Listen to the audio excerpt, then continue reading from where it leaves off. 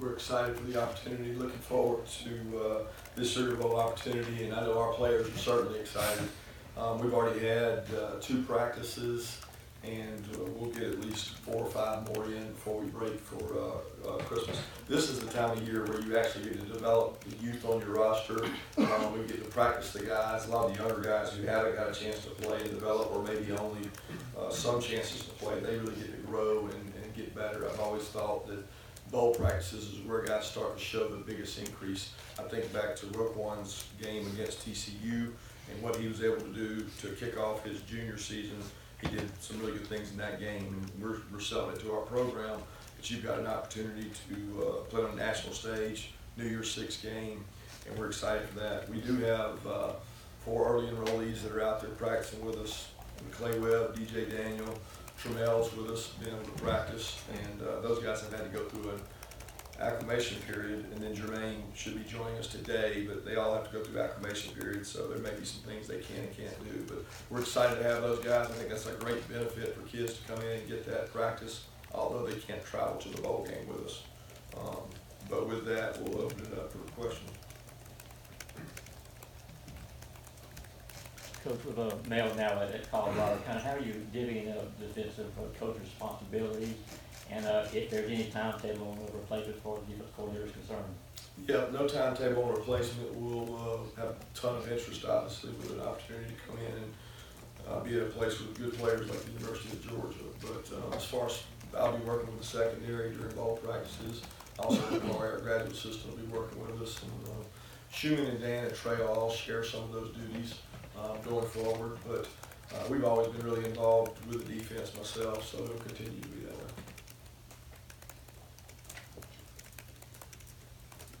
Raise your hand if you have a question. This time a year ago, Tramel, well, not this time a year ago, but soon thereafter was headed to Kansas. What was it like, do you think, for him to go out there? How did y'all keep in touch with him? What were the goals for him at that time? Well, first was to get bigger, stronger, faster, and go play, and get an opportunity to improve, which we think he did. We got to follow him throughout the year, stay in communication with him. Thought he did some really good things. He's come back in really good shape. He's got good size to him. Haven't really been able to see anything in the 2 practices because of the fact he hasn't been able to be in pads. Today should be his first practice in pads, but we're pleased with where he is, and we'll find out a lot more today. Coach, on the injury front, DeAndre Walker, when he went out, what was his injury, and what's the status of Cade Mays, David Marshall, maybe some other guys you can catch us up on? DeAndre had a growing injury late, well, I guess early in the 4th quarter, and was unable to play moving forward. So he has had an injection to help him with his growing injury, and he's currently out right now. He has not practiced, but we expect him to be back for the bowl game. He won't be practicing today. But he's had this injury before, and he's had the same treatment, and he's returned in really good health. So we actually think he's ahead of schedule. As far as Cade, he's good to go. He's clear to be out there practicing. Same with Ben. You know, Ben's been there for 2 practices. Ben is much better than he was, but Ben's still working on getting back. I'm trying to think if there's anybody else injury-wise. Monty? Yeah, Monty's practiced the last 2 days, hit good GPS numbers. I wouldn't say he's 100%, but he's much closer. He's been able to sustain and do some things at practice. Coach, a 2-part question to kind of elaborate on the opening statement about the bowl practices and the importance.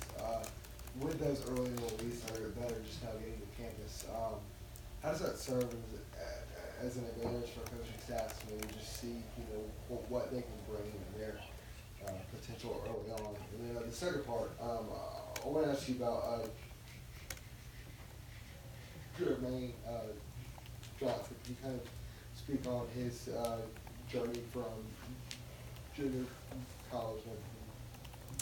Yeah, I'll reserve a comment on Jermaine just because I think maybe we may have to actually practice today and be out there enrolled. But as far as the, what was the first one, the young players coming in, I thought it helped last year because what Cade and Warren were able to do when they came in early. I mean, I still have the first memories of practicing for the playoff game, and Cade Mays was out there at practice going full speed and really lighting up some defensive linemen, and they were kind of like, wow, this guy's talented. He's not intimidated by the environment, and you certainly find out that really quickly. We haven't gotten that far yet because we haven't put pads on those guys, but I think it's a good chance for them to even jump ahead of the mid-years who will be out at spring practice. And these guys, I mean, they're not intimidated by the environment. So many of these kids nowadays, they grow up going to these, whatever these showcase, these combines are when they go to compete. So they've seen Jamari, they've seen Trey, Clay's seen all those guys, he knows all those guys. Same thing with DJ, and same thing with Tremel, they all go compete against each other, so it helps them. It helps us from a depth standpoint, because you're usually dealing with more injuries at the end of the year, and you're also dealing with guys that, whether they decide to come out earlier, that, you know, your numbers go down. So in order to get extra numbers, it helps us practice. Kirby, has anyone decided that they would skip the bowl, which seems to be a growing trend, and Yeah. thoughts on that trend? We certainly support whatever decisions our players make, but not that I'm aware of. We don't have anybody right now. So, I mean, I think it's a tough situation. I think you can debate either side of it, but you have to look at it from each player's perspective. And I think each player should be treated individually based on their body of work they've had at that location at that college. I guess sort of along those lines, it's weird with the early signing period. I don't know if there's so many moving parts and A lot for of next year. Do you have anybody that you know is not returning or is going pro? That is not returning or going pro. Or both? Yeah, I do not know of anyone right now. We have a lot of juniors in the information gathering stage. I've been meeting with them, we've been gathering information, we've had advisory committee that we sent names off to, waiting on response on those. So this is kind of the meat of that time. And then when we get to the bowl location, they kind of put it away for a while, and then they revisit after the game. I think some of our guys may be close to making a decision, and they like to put it away before the game. But we certainly reserve the right for them to make that decision after the game. They've got all the way up to the junior declare date to do that. It is a very, very tough time talking to my colleagues in this profession to deal with a signing date here, which we experienced for the first time last year, a junior declare date here, and then also having a signing date before we have all our grades and all our information back from this last semester. We don't have that back yet to know who's eligible, who's not eligible, what losses you may have, the juniors coming out, even transfers. So when you add all that in, it's really hard with the early signing date. And I think the early signing date was thought to be 50% or 60%. I don't know how many guys signed early last year. I would guess it was in the 60, 70. I would say this year it's going to be 90, 95. So initially, the signing date is now in December with an option to sign later. But you're making a decision before you know your entire roster, before you know grades, before you know juniors, before you know transfers. It's really tough to manage that number. And we're experiencing that right now as we are, 48 hours away from signing day. Kirby, just going back to the bowl practices again, as far as the players that are already on the roster, what specifically is it about these practices that allows them to take that next step and develop? And do you see any of these younger guys on the team now who are working their way into more playing time by the time the bowl game comes around? Yeah, I couldn't say specifically. I mean, I know from me being with the DBs the last 2 days and being around them, obviously there's guys that are getting increased roles there, getting more reps there. I mean, Divide's been growing, coming along. He's getting a lot of reps there. We're working those young safeties. But the biggest thing about bowl practice is a lot of people think you're going to go out there and go practice for Texas 15 times. You know, we're practicing on Georgia for like 6 or 7, and we're practicing on Texas for 6 or 7. And you can't just do Texas. You guys will be like tired of it. So you've got to do a really good job of structuring, making it fun, making it competitive, and coaching your younger players, because this is where it may affect them in spring practice and fall camp to make our team better. And I think we've always done a really good job of using bowl practice to springboard these young players into a better role. Kirby, how have the moving dynamics with recruiting and guys leaving early or not leaving early, how has that affected this last run up to signing day with It's impossible. I mean, there's no way to be right because there's an unknown of, we don't know who we're getting outside of what's committed, right?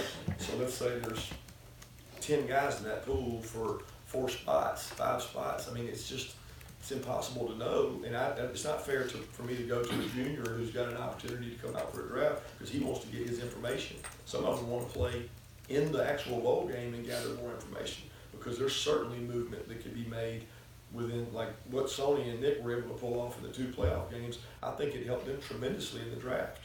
You know, and had they been juniors and that happened, they don't want to declare until after that. So it makes it hard to manage. I don't think there was enough foresight by the coaches and by all the rules makers that this was all going to collide. But it is equal, so it's not like anybody has a major competitive advantage. It's very complicated. It's very complicated, and it's causes for a lot of sleepless situations, because you're going, well, what if this happens? What if this happens? Just your sheer numbers at each position, you can end up very deficient at a position, and then you have no chance to make it up because you have no spots. What kind of adjustment do you think it will be to be calling the game defensively without Mel here for the first time as head coach, and also with Jay and the other analysts going to Colorado? How does that affect preparation for Texas? I think it affects preparation more than the actual game. I think obviously those guys helped a lot in preparation. I think the biggest adjustment will be what you mentioned to start. The biggest change is Mel called it, and Mel's not here. So, but we've got guys with experience calling it, whether it's a spring game or, you know, my 12 years, whatever it is, experience calling it. So we've got a lot of experience and value there. We build a call sheet that Mel uses as a team defensive unit. He's able to pull from that in the game. We make adjustments together during the game. So that's not something that just one person does. And it wasn't that way at Alabama when I was there. It was a team effort, and it'll continue to be that. So I think the biggest thing is making sure that the defensive backs get the attention they need, because there's certainly a lot of defensive backs on the field. You got 4, 5, 6 guys on the field at a time. So you got to make sure you have those sets of eyes back there. Coach, just kind of an off-topic question. But, we're going to something on that. We're creating stuff. I'm going to ask you about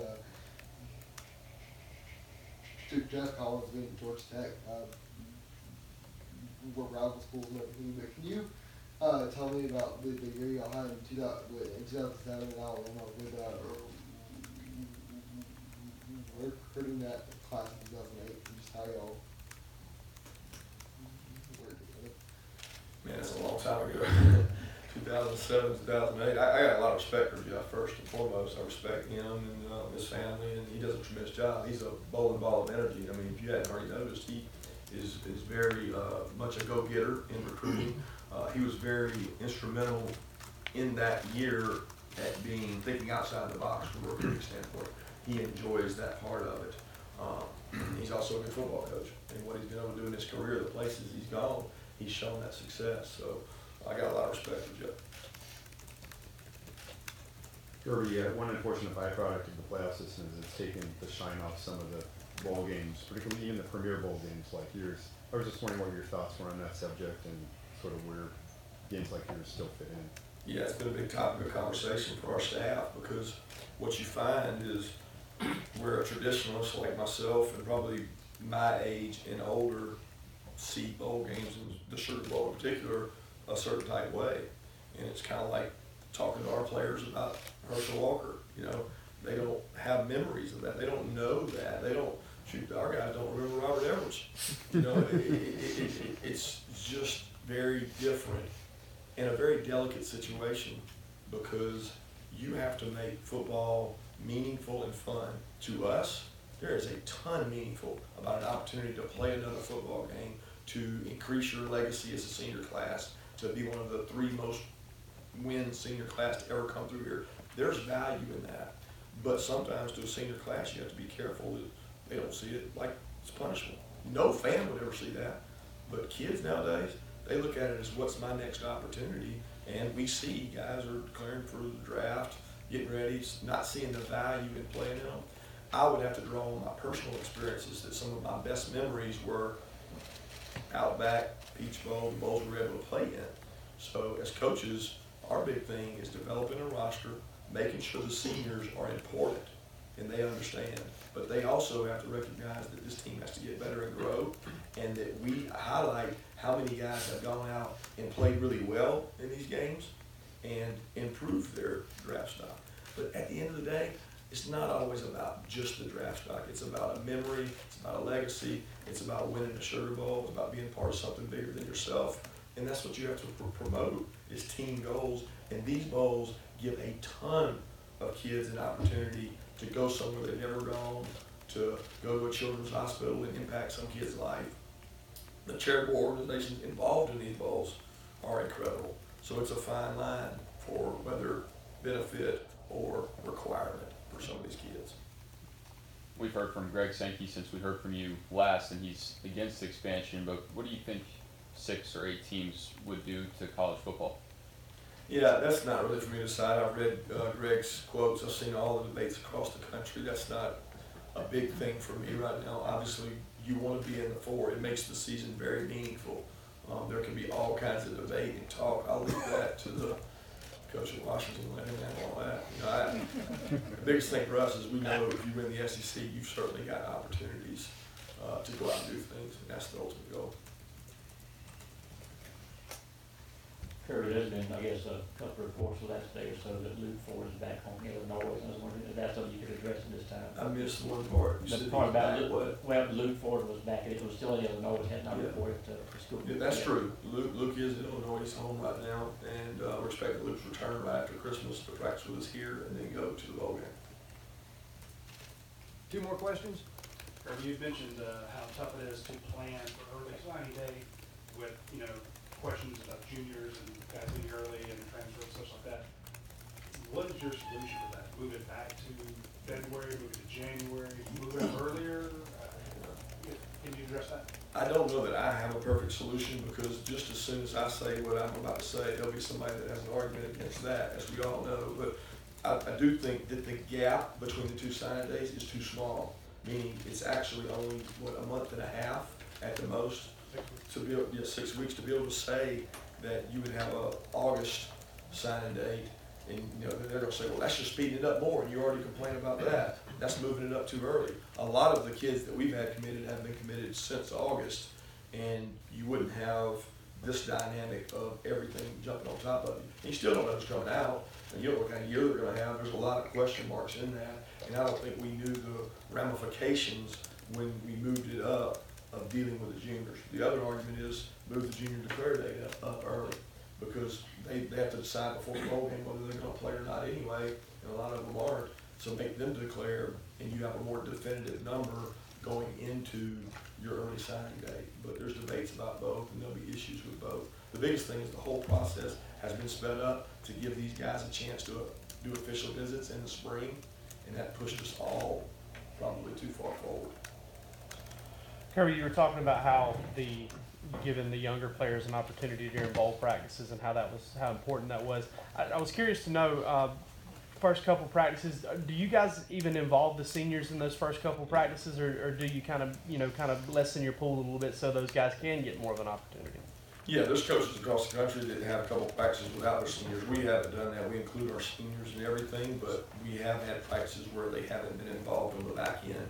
And it might be a deal that we go 60-70% of practice, and then those guys are able to leave. They've taken an abundance of reps in their years here, and we allow the younger guys to get more reps. But as we move forward, there'll be less and less of that, because they got to prepare for the bowl. But I think every coach handles it in a different manner, and every coach is in a different situation.